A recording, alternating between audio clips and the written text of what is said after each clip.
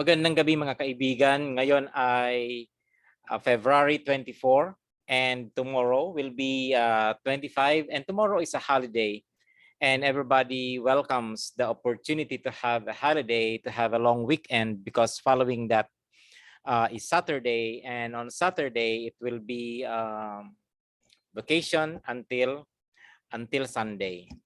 So maraming tao ang natutuwa ngayon dahil sa bakasyon. Pero ano nga ba ang dapat nating pagtuunan ng pansin bukas? Since if it is a holiday tomorrow, then there must be something that we are celebrating. But before that, we would like to express also our sadness that the war in Ukraine has started, and we hope that sanity will prevail over there. Because many lives will be affected. It will disrupt the lives of many, and it will destroy the economy of the countries concerned. Not only the countries concerned, but we will also suffer indirectly because this kind of conflict has been pushing the price of gas and oil, and it will affect also our economy.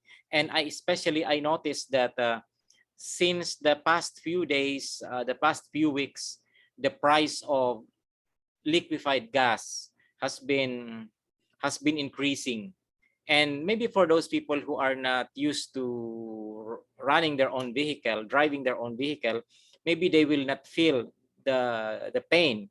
But for us who used to gas up our vehicle every day, we use it for transportation, we always notice the rising prices.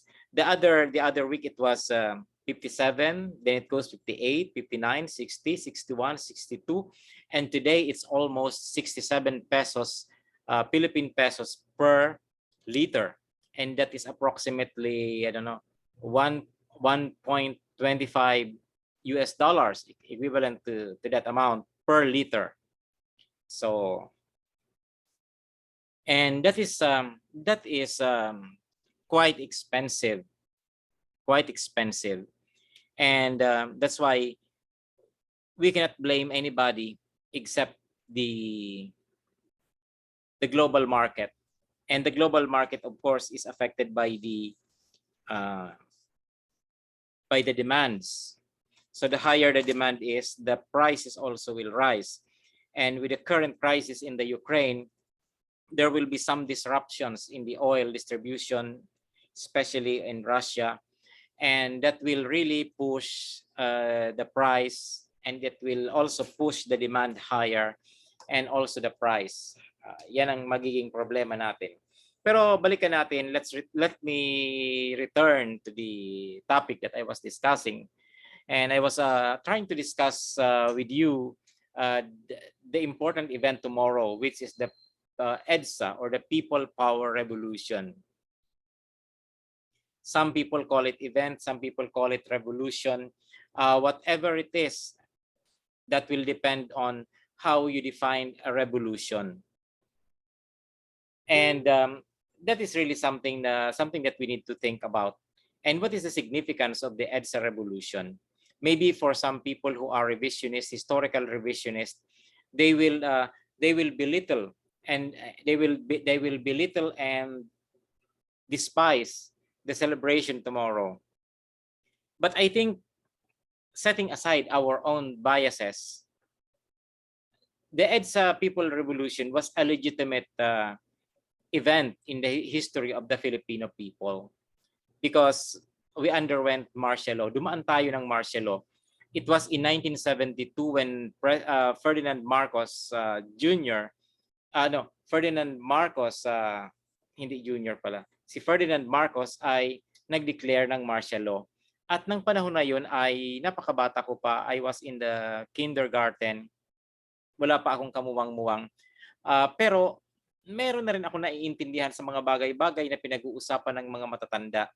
And usually, yung observation nila, maganda raw yung martial law ng mga unang panahon, and they were so happy because nakapahinga ang bansa noon sa mga lawlessness, kasi noon may curfew, at saka hinuhuli talaga noon ang mga nagbabiolate ng mga rules.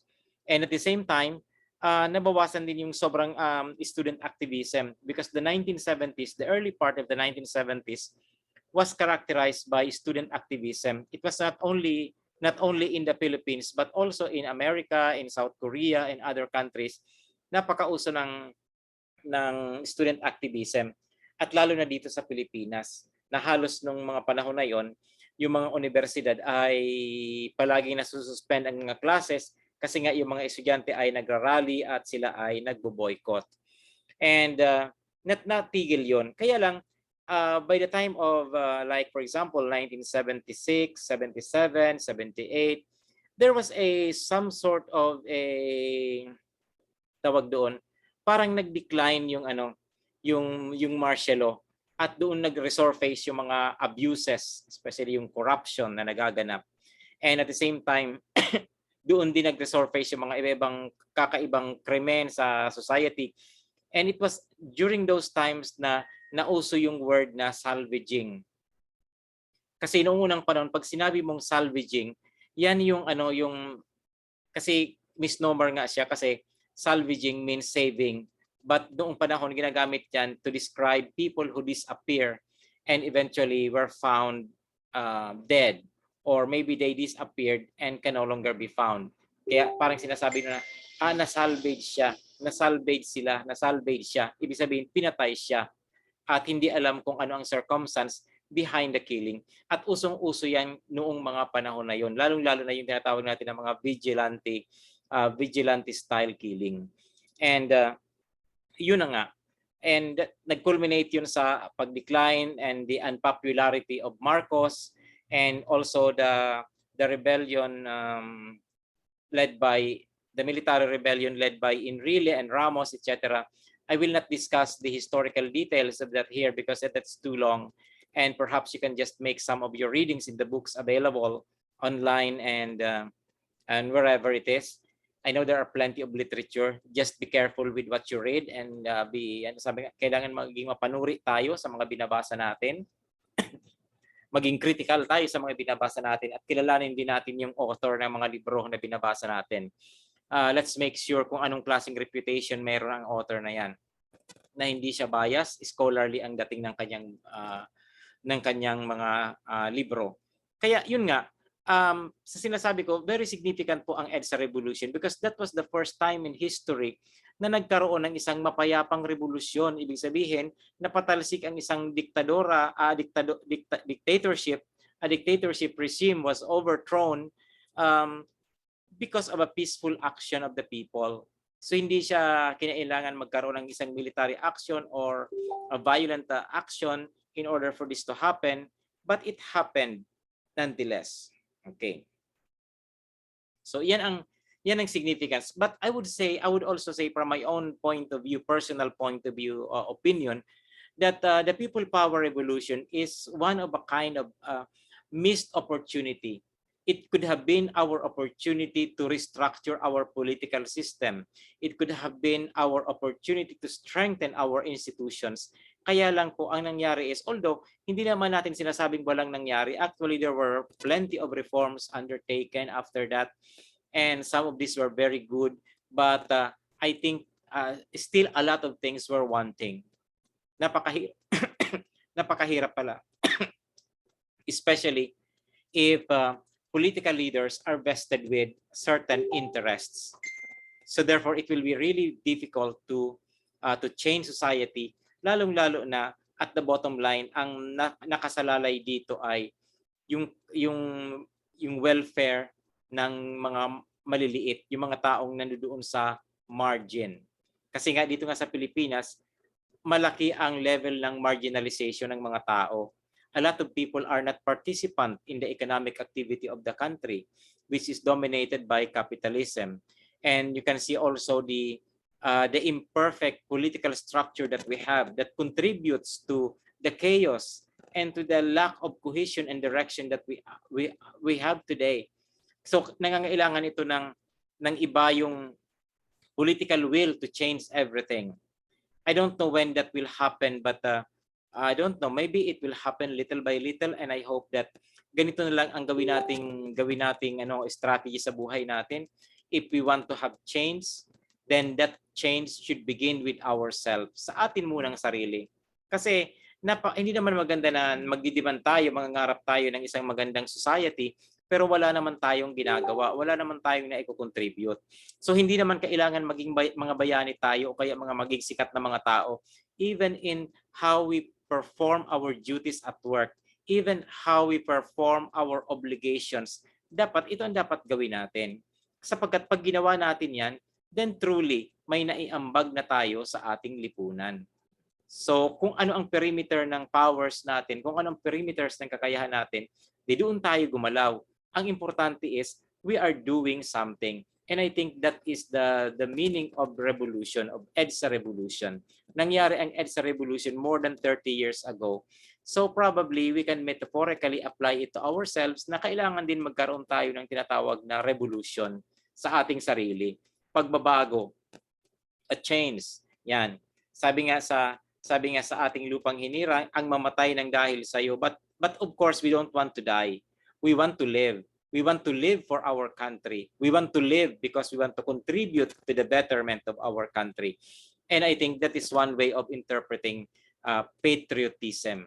Kasi sa panahon natin ngayon, napaka-importante na yung word na patriotism. Remember, my friends, there is a difference between nationalism and patriotism. Because when you say patriotism, you think of the welfare of your country, the welfare of your people, hindi nationalism. Kasi ang nationalism is very narrow. Parang napaka-parokyal ng nationalism because you're only thinking of your nation, of your group. Then what about those people who belong to other nations? Lalo na sa panahon natin ngayon na we are now living in a global village and that we need to develop certain values, certain ethical values that is universal. So ito, my friends, ang naiisip kong magandang mensahe para sa selebrasyon natin bukas. So let's enjoy our vacation. So I will also enjoy my vacation tomorrow, but I have plenty of things to do. Maybe some of the works here I will take with me at home. Maybe during my spare time, a little time, I can just a little bit work on them. And I need to clean up my house. And I need to bring the vehicle tomorrow for its regular check-up. Puro gastos, ano. And ano pa, maybe I need to go shopping, groceries, to the needs in the house. Maybe I need to look after that. And I hope that you will enjoy we will enjoy our vacation tomorrow. But in the middle of this vacation, in this holiday, let us remember and reflect on the meaning of EDSA. And may the Lord bless us and always keep us and make us good people, considerate people, compassionate people, thinking of others before thinking of ourselves. So thank you, my friends. And I hope that you will enjoy your vacation tomorrow.